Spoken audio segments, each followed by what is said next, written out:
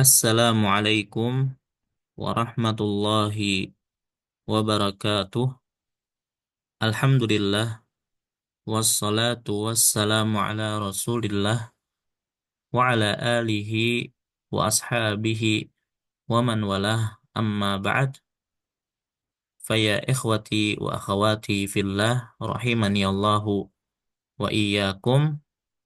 Alhamdulillah, segala puji bagi Allah Subhanahu wa taala, yang mana insya Allah pada kesempatan kali ini kita bisa memulai pembahasan kita dengan ilmu nahu atau ilmu bahasa Arab untuk pemula, yang insya Allah kita akan membaca kitab Durusul Lughah Al-Arabiyyah li Ghairin Natiqina Biha, ya, karya Ad-Doktor Fi Abdurrahim rahimahullahu ta'ala. Nah, pada pertemuan perdana ini kita tidak langsung masuk ke kitab, ya, akan tetapi kita ingin memulai sedikit mukaddimah. Pertama, mengenal macam-macam kata dalam bahasa Arab, kemudian mengenal macam-macam kalimat di dalam bahasa Arab, serta mengenal unsur-unsur pembentuk kalimat. Baik, karena ini adalah pertemuan perdana kita, ya, ana ingin menyambut para ikhwah dan akhwat sekalian, ya, yang bergabung pada pelajaran kita kali ini. Fa ahlan wa sahlan ma'asyirat tullabi wat talibat. Selamat datang kepada para siswa ataupun siswi. Urahibu bikum fi liqa'ina al-awwal fi mudarasati kitabi Durusil Lughah Al-Arabiyyah li Ghairin Natiqina Biha. Ya, ana sambut antum sekalian di pertemuan perdana eh, pada pelajaran kitab Durusul Lughah Al-Arabiyyah li Ghairin Natiqina Biha li muallifihi Ad-Doktor Fi Abdurrahim rahimahullahu taala, ya, karya Ad-Doktor Fi Abdurrahim rahimahullahu taala. Baik, target pembelajaran, ya. Jadi kita mengharapkan eh, setelah mempelajari pelajaran ini, insya Allah siswa akan mampu, pertama, menyebutkan macam-macam kata dalam bahasa Arab, menyebutkan contoh-contoh isim, fiil, dan huruf, menyebutkan macam-macam kalimat dalam bahasa Arab, mengidentifikasi unsur pembentuk kalimat dalam bahasa Arab, dan yang terakhir bisa membuat contoh jumlah ismiyah dan fi'liyah. Baik, kita langsung saja. Anwa'ul kalimah, macam-macam kata. Nah, jadi al-kalimah dalam bahasa Arab artinya dalam bahasa Indonesia adalah kata. Ya, jadi jangan sampai rancu. Ya, ketika dikatakan al-kalimah di dalam bahasa Arab, maksudnya adalah kata dalam bahasa Indonesia. Al-kalimah, ya, dalam bahasa Arab atau kata dalam bahasa Arab itu ada tiga macam. Ismun wa fi'lun wa harfun. Ya, ismun atau isim, fi'lun atau fi'il, harfun atau huruf. Ismun maksudnya adalah kata benda. Ya, tentunya ini adalah istilah yang lebih simpel, ya, karena memang ada ta'arif atau definisi isim tersendiri, ya, tapi karena ini untuk pemula maka kita katakan isim itu adalah kata benda. Fi'lun kata kerja, harfun kita artikan huruf, seperti itu aja. Baik, misal atau contoh isim kata benda, misalnya nama orang, ya, Muhammadun, Khalidun, Abbasun, Aisyatu, Fatimatu, Zainabu. Nah, nama orang ini semuanya adalah isim. Kemudian mudarrisun, muhandisun, ya, mudarrisun artinya guru, muhandisun artinya arsitek, talibun artinya siswa, tabibatun dokter, fallahun petani. Maka ini juga semuanya isim. Asadun artinya singa, hisanun kuda, mauzun pisang, tufahun apel, baitun rumah, masjidun masjid, sayyaratun mobil, ilmun ilmu. Nah, ini semuanya adalah isim ya, karena kata benda. Baik benda itu nyata, real ataupun abstrak ya seperti ilm ya, maka itu juga disebut isim. Baik. Contoh fiil atau kata kerja. Misal hadara hadir, kataba menulis, jalasa duduk, doroba memukul, akala makan, syariba minum, fahima memahami, sami'a mendengar, alima mengetahui, laiba bermain ya. Karuma mulia, hasuna baik. Nah, ini semuanya contoh-contoh fiil. Baik, untuk pembahasan fiil secara mendetail akan datang pembahasannya insya Allah. Baik, kemudian contoh huruf ya. Min, ila, fi, ala ini disebut dengan huruf jar. Baik, adapun apa yang dimaksud dengan huruf jar ada pembahasan secara khusus insya Allah. Begitu juga nanti waw, summa, dan hal. Baik, nah untuk rincian masalah huruf ini akan datang pada pelajaran-pelajaran berikutnya, insya Allah. Yang jelas inilah contoh isim, contoh fiil, dan contoh huruf. Ya, semoga bisa dipahami. Baik, dalam bahasa Indonesia, unsur yang paling inti pada pembentukan kalimat ada dua, yaitu subjek dan predikat. Artinya, unsur paling minimal yang ada pada kalimat adalah subjek dan predikat. Tanpa keduanya, maka tidak akan terbentuk kalimat. Adapun yang dimaksud dengan subjek adalah pokok pembicaraan. Sementara predikat adalah unsur yang menjelaskan subjek, bisa berupa kata benda, kata sifat, ataupun kata kerja. Misal, Budi seorang guru, Budi ganteng, Budi duduk. Maka ini susunannya adalah subjek predikat, dan subjek predikat. Tiga kalimat di atas adalah kalimat sempurna yang hanya memiliki dua unsur, yaitu subjek dan predikat.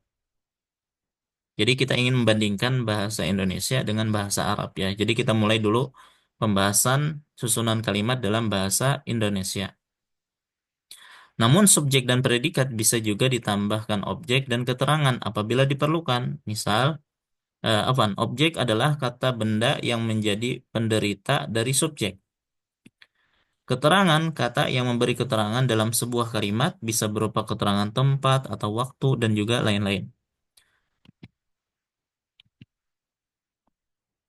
Misal, Budi makan nasi di kantin. Maka Budi sebagai subjek, makan predikat, nasi objek, di kantin itu keterangan.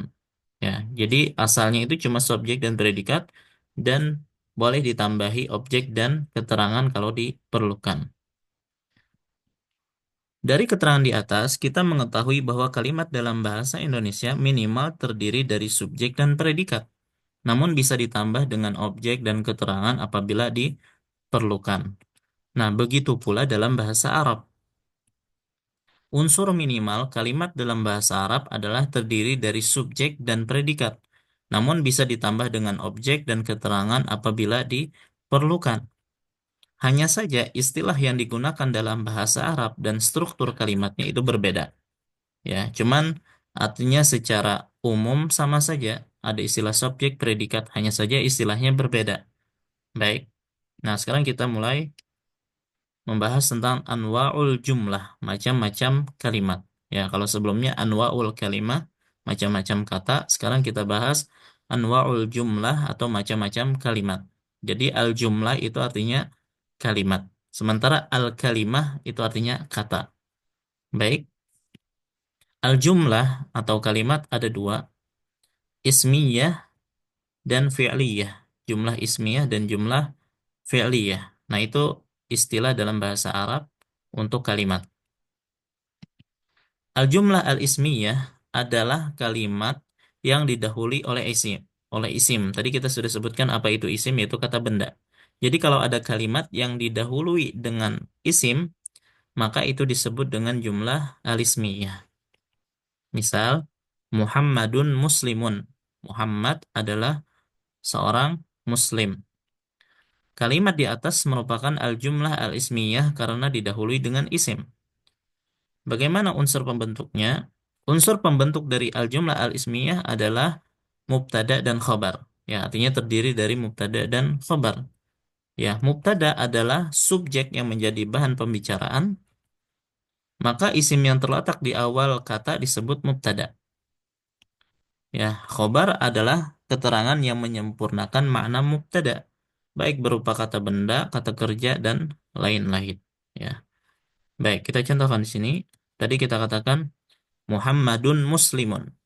Nah, Muhammad ini disebut dengan mubtada dan muslim sebagai khobar. Nah, jadi jumlah ismiyah terdiri dari dua unsur ini, mubtada dan khobar.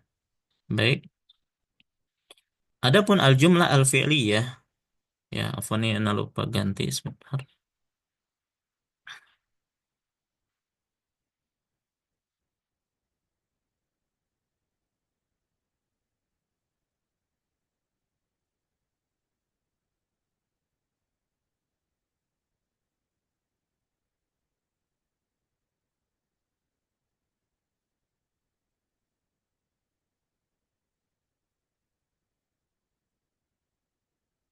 Al-jumlah al-fi'liyah.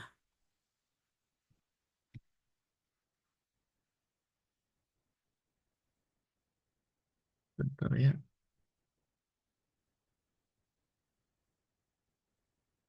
Baik. Al-jumlah al-fi'liyah adalah kalimat yang didahului oleh fi'il. Ya, kalau jumlah ismiyah tadi didahului oleh isim. Misal, hadara Khalidun. Nah, hadara ini fi'il. Ya, Khalid telah hadir. Kalimat di atas merupakan al-jumlah al-fi'liyah karena didahului dengan fi'il. Unsur pembentuk dari jumlah al-fi'liyah adalah fi'il dan fa'il. Ya, fi'il adalah kata kerja, fa'il adalah pelaku dari fi'il yang disebutkan. Maka untuk jumlah fi'liyah dalam bahasa Arab adalah mendahulukan kata kerja baru kemudian pelakunya. Berbeda dengan urutan dalam bahasa Indonesia yang mendahulukan pelaku lalu kata kerja. Nah, jadi ini bedanya antara bahasa Indonesia dengan bahasa Arab, yang mana dalam bahasa Arab yang itu jumlah fi'liyah yang didahulukan kata kerja dulu baru pelakunya. Tapi kalau dalam bahasa Indonesia yang didahulukan kan pelaku baru pekerjaannya. Baik, misal hadara Khalidun ini disebut fi'il kata kerja, Khalidun fa'il pelakunya. Baik, dari penjelasan di atas, maka kalimat dalam bahasa Arab minimal terdiri dari dua kata. Ya, al-jumlah ismiyah terdiri dari mubtada dan khobar, jumlah fi'liyah terdiri dari fi'il dan fa'il. Dan boleh ditambahkan keterangan maf'ul bih dan lain-lain kalau diperlukan. Misal, Muhammadun talibun minal hindi. Maka Muhammad ini mubtada dan talib khobar. Nah, boleh ditambah keterangan berupa misalnya jar, huruf jar, ataupun isim majrur. Ya, nanti kita bahas secara khusus untuk masalah jar dan majrur. Tapi yang jelas, unsur utama adalah mubtada dan khobar. Kalau mau ditambah keterangan, maka dipersilahkan. Begitu juga misalnya untuk jumlah fi'liyah. Doroba Khalidun kalban. Doroba una fi'il. Khalidun fa'il. Nah, ini jumlah fi'liyah. Boleh ditambahi fi'il dan fa'il dengan maf'ul bihi yang sebagai objek atau penderita. Baik, nah sekarang untuk evaluasi apakah antum memahami atau menguasai pelajaran kita, maka silahkan ajib anil as'ilatil atiyah, jawablah pertanyaan-pertanyaan berikut ini.